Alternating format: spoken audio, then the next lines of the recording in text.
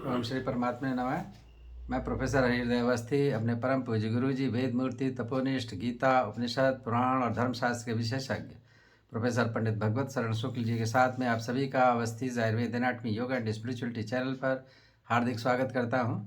हम लोग गीता के 17वें अध्याय में हैं और आज 23वां और 24वां श्लोक की सरल व्याख्या गुरु जी करेंगे, जिससे हम लोग का हृदयंगम हो सके। तो हम लोग चलते हैं गुरु जी की ओर।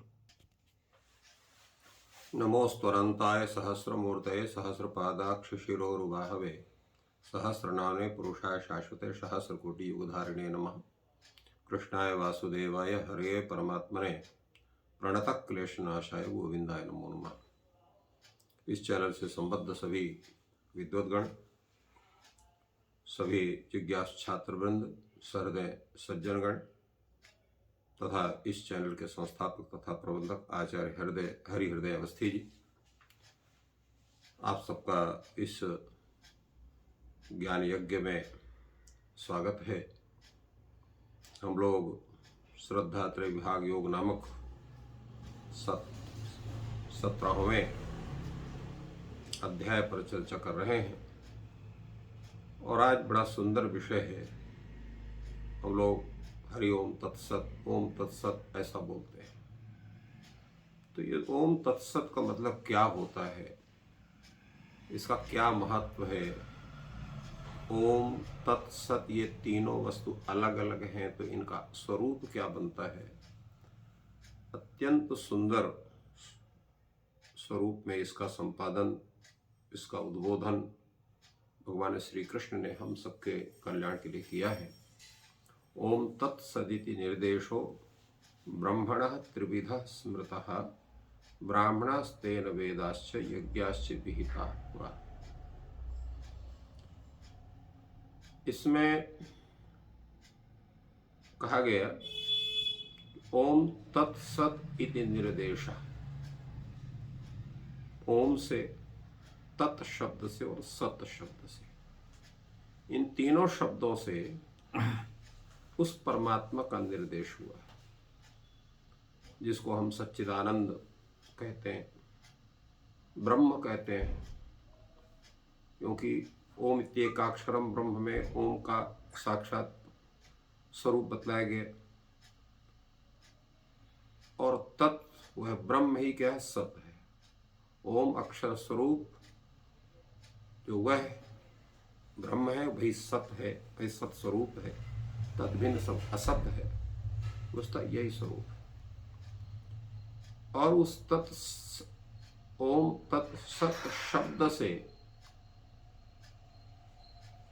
भगवान ने क्या किया कि सृष्टि की प्रक्रिया उससे प्रारंभ की और सृष्टि प्रक्रिया में उन्होंने सर्वप्रथम, जैसा हम लोग जानते हैं, प्रजापति ब्रह्मा की उत्पत्ति हुई है और प्रजापति ब्रह्मा ने उस ओम तत्सत इन तीनों शब्दों को लेकर के ब्राह्मणों की उत्पत्ति की।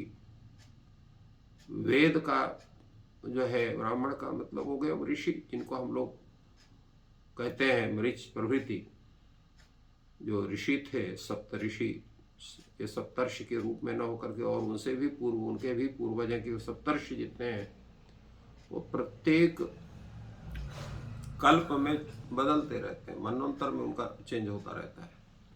किंतु ये जो है मानस पुत्र के रूप में जो है, इनका एक स्वरूप अलग है। तो उनको उन्होंने उत्पन्न किया अपने जो है योग बल से और इसके बाद उनको वेद का उपदेश दिया। क्योंकि वेद का उपदेश ब्रह्मा को पहले साक्षात श्रीमन्नारायण से प्राप्त होता है और इसके बाद ब्रह्मा उस वेद का उपदेश उन अपने मानस पुत्रों को देते हैं, इसलिए वेदा स्मृता। तो जब ब्राह्मण हो गए, वेद हो गया, तभी यज्ञ की प्रक्रिया प्रारंभ होती, इसलिए यज्ञ के स्वरूप को भगवान ने प्रदान किया। तो ओम शब्द से ब्राह्मण, तत् शब्द से वेद और सत शब्द से यज्ञ, इन तीनों को भगवान ने उत्पन्न किया। इसलिए वो यहाँ पर कहा गया है ओम तत्सदित निर्देशा ब्रह्मण त्रिविधा स्मरण। ब्रह्म के परब्रह्म की ये 3 प्रकार के उनके नाम हैं, ये उनके निर्देश हैं, ये उनका स्वरूप है और उसी सृष्टि प्रक्रिया करते हैं।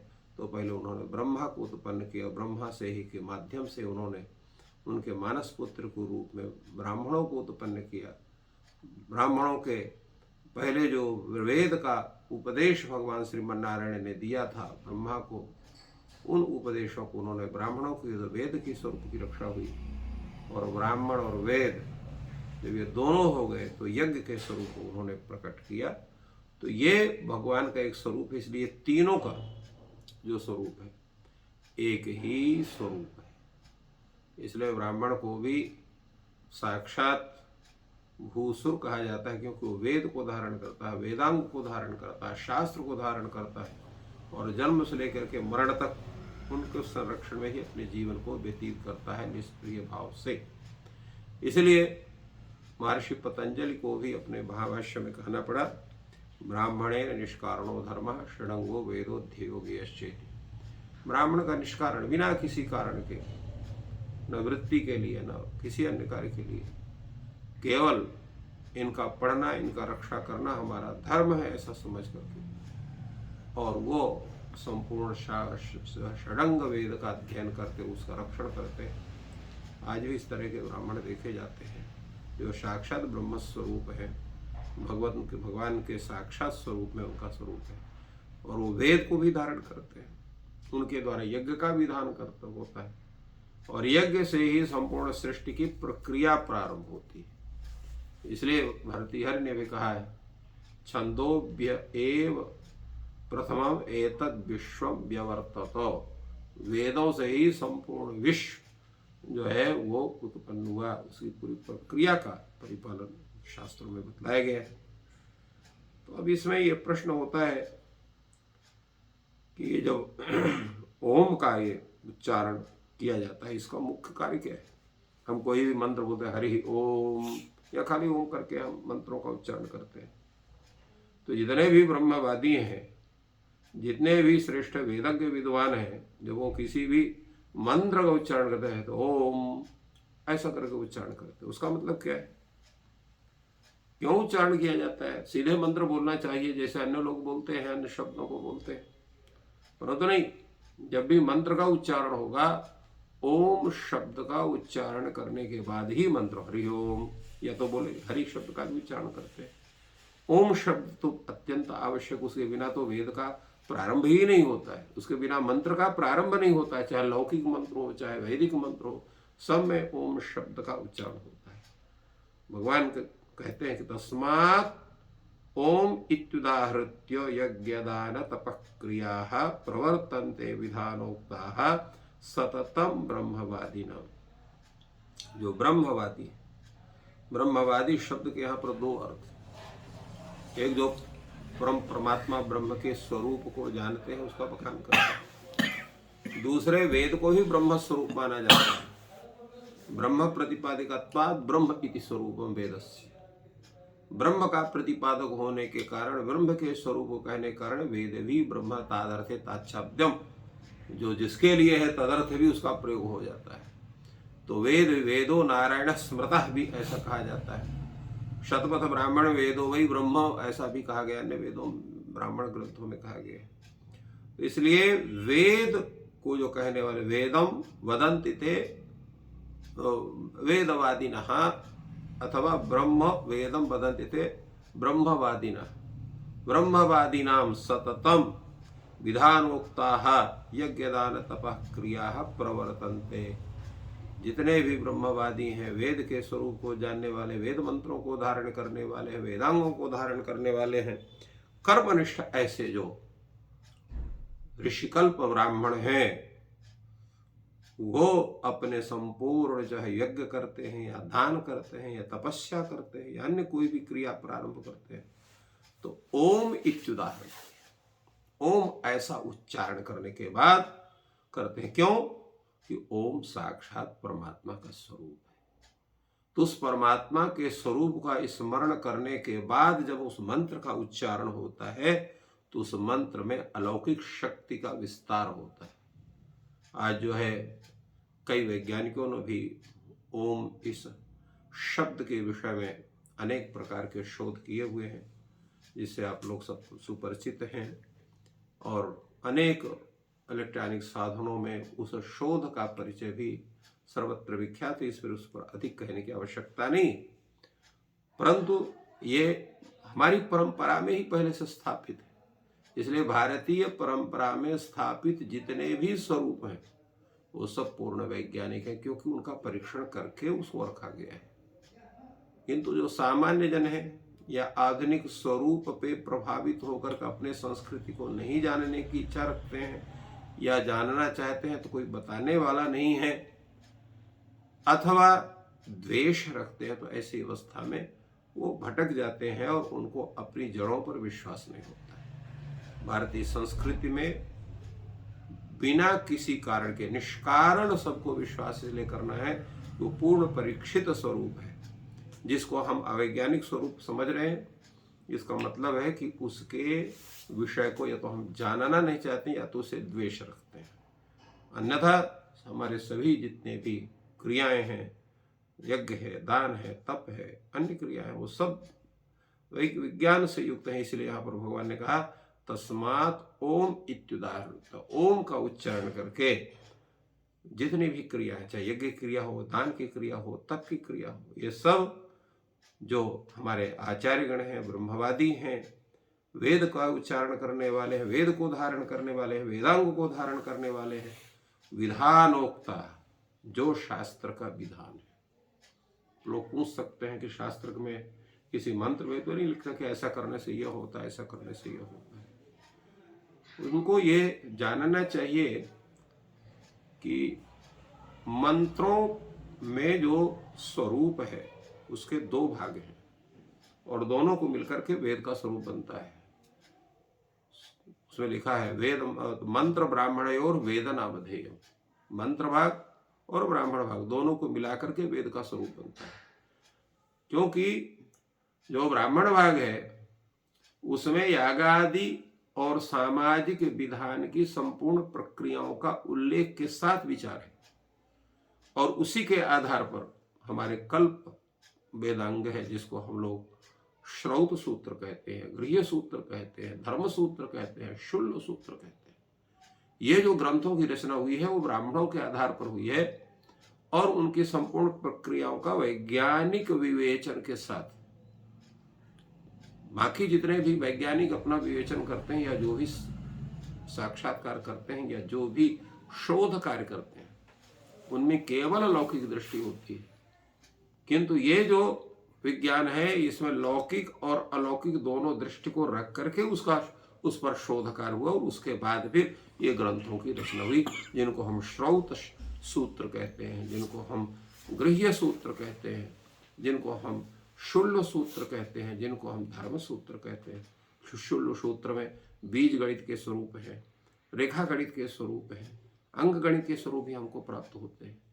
तो इतना चमत्कार है उसी विधान के माध्यम से ही यज्ञ की प्रक्रिया, दान की प्रक्रिया, तप की प्रक्रिया होती। इसलिए भगवान ने कहा विधानोक्ता, विधानेन उक्ता, माने विविध प्रक्रिया के साथ उनका उल्लेख करते हैं और उनके तब उसके आधार पर ये ब्राह्मणों के, ब्रह्मवादियों के शास्त्र विधि के अनुसार यज्ञ दान तप क्रिया ये सब संपन्न होती है ओम इस शब्द का उच्चारण करने के अनंतर। इस कारण से इसका एक बहुत बड़ा महत्व इससे प्राप्त होता है और भगवान ने इस विषय को इसलिए पूर्ण रूप से बताया और आगे भी कहते हैं कि तदत्यनभिसंधाय फलम यज्ञ तप क्रिया दान क्रियाश्च विविधा क्रियन्ते मोक्ष कांक्षी।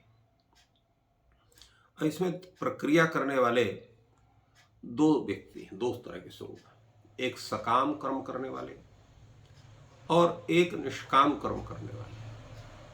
अभी जो विचार हुआ विधानोक्ता है एक दान तप क्रिया है, ये तप क्रिया का जो स्वरूप है यज्ञदान तपस्या का, वो सकाम भाव करने से भी हमको फल की प्राप्ति होती है। अंतर क्या है सकाम कर्म और निष्काम कर्म में? तो सकाम कर्म में करने से आप जितना जिस उद्देश्य से जिस संकल्प से उस प्रक्रिया का संपादन करते हैं उसका फल आपको प्राप्त होगा। जैसे कहा गया जो है सोमे नियजित स्वर्ग काम, ये कहा गया कि स्वर्ग की कामना से सोम याग करना चाहिए, सोम याग से और जो है अपने इष्ट का जो है उसकी भावना करना चाहिए, उनका सम्मान करना चाहिए, उनका आराधना करनी चाहिए। तो सोम याग का जो है उसका है स्वर्ग कामना से। तो स्वर्ग कामना है तो आप सोम याग करेंगे तो आपको स्वर्ग लोक की प्राप्ति होगी। इसी तरह से आपको अन्य इष्टियां हैं तत्त काम के द्वारा कामना की पूर्ति के लिए तत्त इष्टियों का विधान श्रौत याग में श्रौत सूत्रों में किया गया। किंतु ऐसा भी व्यक्ति है जो भगवान के प्रति जिसकी अनन्य भावना किसी प्रकार की भी फल की उसको इच्छा नहीं, तो ऐसे व्यक्ति फलम अनभिसंधाय, तो ओम तत्, तो ओम शब्द से उन्होंने बताया कि तप इत्यादि संपूर्ण क्रिया होती हैं, परंतु वो प्रक्रियाओं को दोनों आदमी कर सकते हैं। अफलाकांक्षी भी कर सकते हैं, फलाकांक्षी भी कर सकते हैं। वो इसको स्वरूप को बताया। इसी श्लोक में भगवान ने कहते हैं कि सर्वप्रथम जो सर्वोत्तम व्यक्ति है वो क्या करता है, वो कहता है फलम अनभिसंधाय, फल की जो है जो है उसका उद्देश्य न करके, उसका उद्देश्य करना ही नहीं चाहता है, और ऐसा व्यक्ति है तो वो जो किसकी होती है, तत् इति अनभिसंधाय। तत् अर्थात जो परमात्मा है, परमात्मा है वो वही सब कुछ है ऐसा समझ करके, किसी भी फल की इच्छा ना करके, मोक्ष कांक्ष भी, ऐसे व्यक्ति जो मोक्ष चाहते हैं। मोक्ष का मतलब कि मोक्ष के विषय में कई बार चर्चा हुई है। मोक्ष का तात्पर्य यही होता है कि जब कर्म का बंधन आपका संपूर्ण मुक्त हो जाएगा तभी जन्म और मरण की जो स्थिति है उससे आप छुटकारा पा सकते हैं, नहीं पा सकते हैं। जैसे चाबी वाली घड़ी है, उसमें आपने चाबी भर दी है, तो जब तक वो चाबी का सिस्टम समाप्त नहीं होगा तब तक घड़ी बंद नहीं होगी, वो चलती रहेगी। उसी तरह से कर्म बंधन जब तक रहेंगे तब तक आपका जन्म मरण ये रुक नहीं सकता है। तो परमात्मा की आराधना होने से, निष्काम भाव कर्म होने से, जब वो अत्यंत आराधना आपकी बलिष्ठ होती है, बलवती होती है, तब क्या होता है कि उसमें आपके जो संचित कर्म हो नष्ट हो जाते हैं। जो आपके आगामी कर्म है, आपने फलाकांक्ष होकर के, अफलाकांक्ष होकर के जब संपूर्ण क्रिया करते हैं तो इस जन्म में आपके कोई भी जो है कर्म बनेंगे नहीं, क्योंकि कर्म तब बनेंगे जब आप चाहेंगे। जैसे आप रास्ते में जाते हैं, अनेकों लोगों को देखते हैं, किसी को आप नहीं पहचानते। क्यों नहीं पहचानते? उनको पहचानने की आपको आवश्यकता ही नहीं। उसी प्रकार आप कर्म करते हैं कि बिना कर्म किए रह नहीं सकते हैं, कोई ना कोई कर्म तो करना पड़ेगा। गीता में पहले कहा ही गया है कि नहीं कश्चित क्षण अभी जात उत्तिष्ठत्य कर्म कृत, एक क्षण भी कोई व्यक्ति ऐसे नहीं बैठ सकता, उसको कुछ ना कुछ तो करना ही पड़ेगा। और जो कर्म करेगा उसके दो ही स्वरूप होंगे, या तो उसका पुण्य होगा या तो पाप होगा। इसलिए भगवान ने कहा कि संपूर्ण कर्मों को हमको हमारे में आप अर्पित करो, और इस जन्म में आप ये प्रतिज्ञा करो कि फल की इच्छा रख करके हम किसी भी कर्म को नहीं करेंगे। तो ऐसे जो मोक्षकांक्षी मोक्ष को चाहते हैं वो व्यक्ति, जो उनकी जो यज्ञ है, तप है, क्रिया है, दान है, वो संपूर्ण क्रियाओं को वो शास्त्र के अनुसार तो करते हैं, किंतु किसी भी फल की इच्छा नहीं रखते हैं। यही परमात्मा को प्राप्त करने का सबसे सरल सीधा उपाय है, जिसको सब कोई कर सकता है। उसके लिए किसी प्रकार की मेहनत नहीं करनी है, किसी प्रकार से अलग से उसको उसके विषय में समझने की आवश्यकता नहीं, जानने की आवश्यकता नहीं है। उस परमात्मा में अखंड प्रीति हो, और प्रीति के साथ साथ समर्पण हो, और जो भी कर्म हो वो प्रभु की प्रीत्यर्थ हो, किसी भी फल की इच्छा से न हो, तो व्यक्ति अवश्य ही मोक्ष पथ का पथिक बनता है। इस प्रकार गुरु जी ने बहुत ही सरल शब्दों में ओम तत्सत की सरल व्याख्या की और उसके महत्व को बताया, और उसकी पूरी प्रक्रिया को बहुत ही सरल शब्दों में समझाया। और ओम ईश्वर का स्वरूप है, ईश्वर के स्वरूप को हम सभी ग्रहण करें, इसमें ईश्वर सहायता करें। आपका दिन शुभ हो। धन्यवाद।